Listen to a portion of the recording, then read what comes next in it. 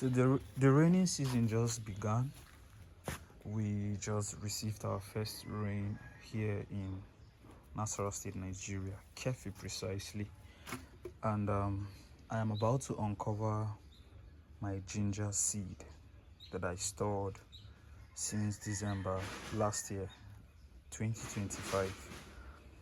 I had to dig a hole, then I got some hays and then some palm fronds. I got some mango leaves as well and some neem, so that I can, mulch or cover the ginger in the pit.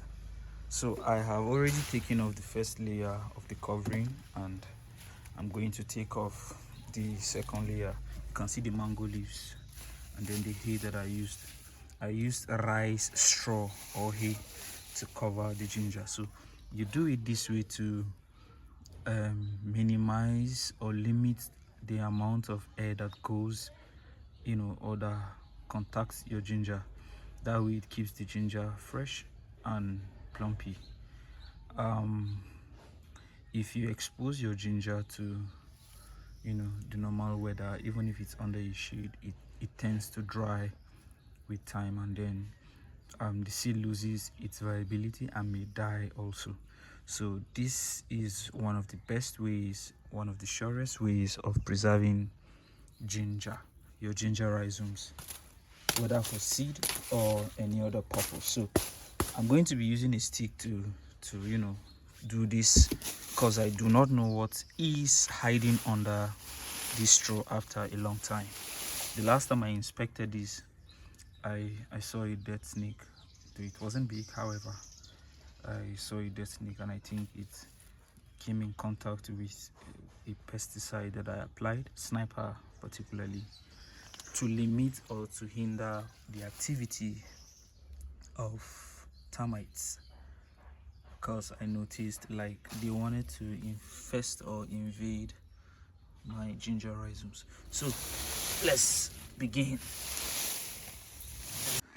So if you look closely, you would see my seeds, my ginger seeds. In fact, some of them have already begun to sprout. So I have some pre-germinated ginger rhizomes, and this will hasten the germination process when planted. Instead of waiting a month or more for them to be visible above the soil surface, we will give them just 2 weeks, and then we will begin to see them emerge from beneath the soil to the surface, and then we continue the post-planting process to ensure a bountiful harvest. Yes, so I'm taking this out from the ditch now, and then begin the breaking process. So we've been able to unearth, or rather pull out, our ginger rhizomes or seeds from the pits that we stored them in, and I am about to begin the breaking process. So most often you pick, let me look for a bigger rhizome that I can use to demonstrate what I'm about to say. Well, I can't find any till most of them are beneath. Anyways, when you get something like this, you're supposed to look out for boards. These are boards. They are the germs, the germinations. The germinations. Yes. So you break this. I broke a few others earlier, so you can see this is a single rhizome that was broken into different seeds. So you look out for at least one, 2, 3. Then you break. So I can break this one this way, broken it, and I can also decide to break this one again this way. So you can see there's a visible board here. It means there's one here, so it is possible for these ones to germinate again. So that's how you break your ginger seed. I might do a proper video to show you this going forward. So I have successfully broken the ginger seed. Some of them were splitted using, should I say splitted or separated using a knife, like this. You can see this. You can also see this. I use the knife to, ensure that they are equally separated. And if you look at this one was actually broken using my hand. So we have my seeds are ready for treatment. So that is the next thing that will be done. I have a fungicide with mancozeb as the active ingredient, and I'll be using the fungicide to treat these ginger seeds against fungus or fungal attack and against rot. And I will also be applying ash to the wounds. This is to ensure that they quickly dry, and it will add a little potassium to the seeds, which is vital for roots and rhizome production, large rhizome production. So after that, I'm going to allow the seeds to dry under a shade for 2 days so that the wounds can properly heal, and then take them to the farm for planting. And tomorrow we will go to begin the land preparation in the farm. I'll be hiring a few guys to help me with that. Yes. So these are the seeds in the fungicide. Sorry, I was supposed to have filmed the process, the mixing process or the mixing procedure, so that you would see, but I am doing this on my own without help, and there's no way one arm or one hand can do all the work. So I need both hands for efficiency. So this is it. After this batch, maybe 10 to 15 minutes, I'll take this batch out, then I'll put in this batch and the other batch, and then I will be spreading the rhizomes on a flat surface under a shade and allow these wounds to dry for the next 24 to 48 hours, and they will be ready for the field. I have taken the ginger out of the fungicide. I'll be applying ash to those to the injuries or to the wounds or cuts, so it will hasten the healing before planting is done. So my ashes here, I've done a few, you can see them. Yeah. So we have come for the land preparation. This is the manure I got some directly from Fulani herders, and then I got some more from cattle market in Kefi.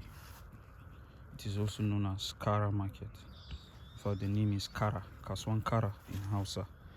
So this is the cow dung or manure, and the land preparation is currently ongoing. The rain has fallen and the place has been made soft, making it easy for the land preps. So I have some laborers who are helping with that. Yes, so you till the ground using hoe if you have the capacity to employ or to hire a tractor. That also will make the entire thing easy, of course at a higher cost. Yes.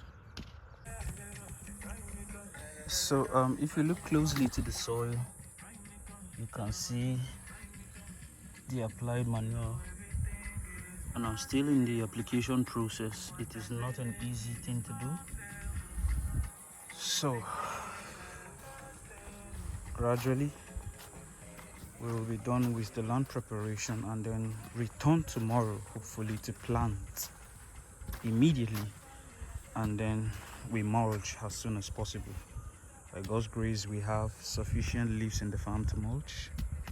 These are the laborers who are doing their best to ensure that the land is properly tilled and prepared for the rhizomes to camp here for the next 8, 9, 10 months. And don't know the name of this leaf, but it is assumed to be the best for mulching, and we have them in surplus quantity on the farm. Thank God for provision. Thank God for provision. So everywhere lies quiet, lies dry, because the rains came just 2 days ago, and very soon the entire area will be buzzing with farmers who are coming in to prepare the land for the next farming season, or this farming season. So if you look far away there are some people over there across the stream. There's a stream here, who are also preparing their land for whatever purpose, I don't know. So I'll keep you posted as I progress with the ginger cultivation here in Marke, Kokona local government, Nasarawa State. So I live in Kefi, however my farm is in Kokona local government, and Marke village is 14 kilometers away from Kefi. Not so far, not far. Yeah, so there you have it. So we missed the last planting procedure from the first batch. This is the second batch, and this is how you arrange them. Then you cover with sand. This is how it's done. These other places have been done already. Yeah.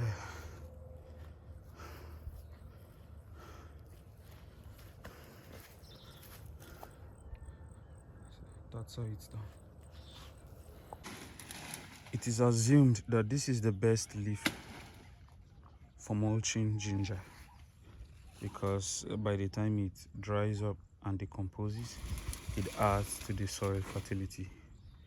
And of course, ginger loves organic manure.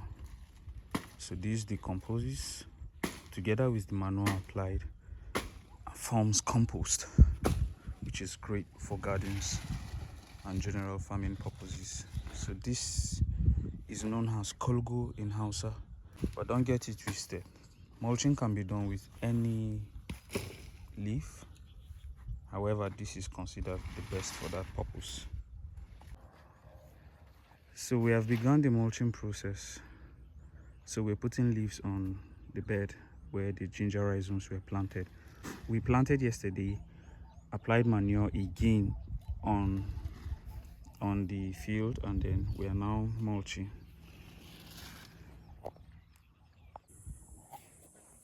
By God's grace, we have successfully completed our mulching process. Very demanding task. It is very, very tasky, not an easy job. I will advise, my advice to everyone who plans to farm ginger in the future is to ensure that he or she secures his or her mulching material beforehand. And straws or dry grasses are usually easier than, cutting down leaves, because my God, you need a lot of leaves. You need a lot of leaves. By the way, we just planted one bag, golden penny 50 kg bag of ginger, and I've been working here for the past few days now, and my God, what? This is really demanding. By the way, we have a little manure remaining. Wow, thank God.